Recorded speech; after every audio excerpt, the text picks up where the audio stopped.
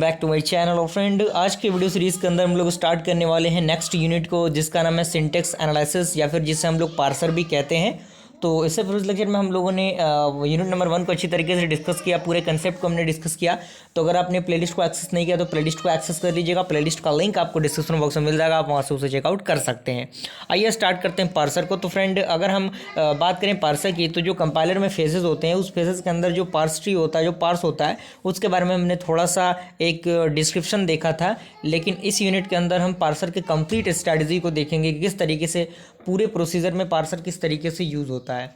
तो इसमें पहला पॉइंट कह रहा है कि in the compilation process syntax analysis fair of the parser verifies whether or not the tokens generated by the lexicon analyser are grouped according to the syntax rule of the language. यानी compilation process में जो syntax analysis phase होता है और जो parser होता है, वो वेरीफाई करता है कि कौन सा जो टोकन है वो जनरेट होता है लेक्सिकन एनालाइजर के द्वारा, और ग्रुप होता है according to the syntax synthetic rule, जो भी लैंग्वेज का होता है उसके अकॉर्डिंग उसको ये चेक करता है, वेरीफाई करता है। जैसे यहाँ पे आप एक फिगर को देखिए, जिससे में लेक्सिकन एनालाइजर मिलेगा और उसके बाद सीक्वेंस ऑफ टोकन्स मिलेगा, देन पार्सर मिलेगा। तो यहाँ से parse tree a valid sentence, अगर वैलिड सेंटेंस है तो पार्स ट्री जनरेट होगा, और रिपोर्ट सिंटेक्स एरर अगर नहीं होगा तो वो क्या करेगा, सिंटेक्स एरर देगा। जैसे एग्जांपल की हम बात करें तो a plus b equal to x है, तो ये कहीं ना कहीं क्या है, स्टेटमेंट तो सही है लेकिन जो इसका एक्सप्रेशन है वो गलत है, यानी सिंटेक्स एरर यहाँ पे देगा। लेकिन x is equal to a plus b की हम बात करें तो ये पार्सर होगा, और इसका जो प्रॉपर जो डायग्राम की हम बात करें तो सबसे पहले ए भी क्रिएट होगा और प्लस बीच में होगा, देन उसके बाद इक्वल टू होगा, देन उसके बाद एक्स होगा। तो ये क्या है, एक कंप्रेस्ड फॉर्म है किसी भी पार्सर का। क्लियर? तो ये एक अच्छा तरीका है पार्सर को रिप्रेजेंटेट करने का। उसका तो कह रहा है कि parse tree is developed with the help of rules of the context free grammar of the language. यानी CFG के जो रूल्स होते हैं, उस रूल्स पे जो आपके पार्स ट्री होते हैं वो डेवलप होते हैं।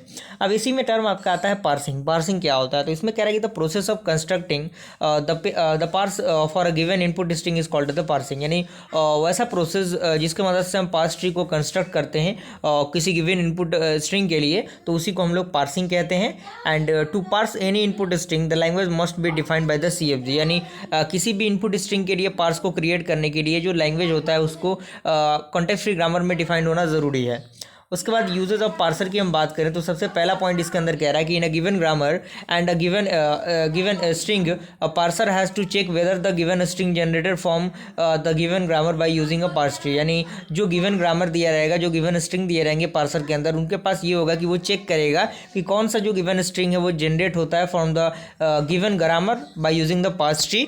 And if a parse tree could generated and constructed using the given grammar to generate the given string, we can say that yes, string is generated and that means belong to this grammar। यदि आपका जो parse tree है अगर generate होता है, construct होता है उस ग्रामर को यूज़ करके, जो भी हमें स्ट्रिंग दिया रहेगा, तो हम कहेंगे कि हाँ, ये जो स्ट्रिंग है वो जनरेट हुआ और इसका मतलब ये है कि ये बिलोंग करेगा उस गिवन ग्रामर को। Is that clear? और यहाँ पे हम टाइप की बात करें, एक डायग्राम है, प्रोग्राम है पार्सर एंड पार्स ट्री है।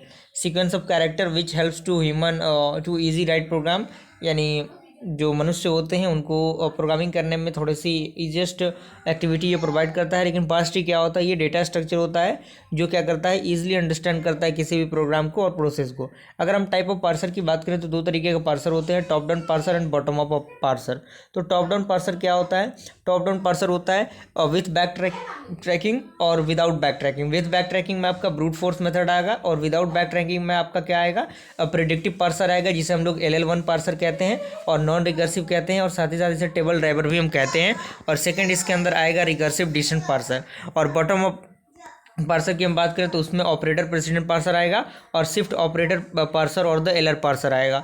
और इस LR पार्सर के अंदर LR0 आएगा, SLR पार्सर आएगा, LALR पार्सर आएगा, और कैनोनिक LR आएगा, यानी LR1 पार्सर आएगा। तो ये सारी चीज़ें इनके अंदर आएंगी। तो अगले वीडियो सीरीज़ के अंदर हम लोग टॉप डाउन पार्सर को स्टार्ट करेंगे। तो जल्द मिलते हैं स्टूडेंट्स के साथ, तब तक के लिए थैंक यू।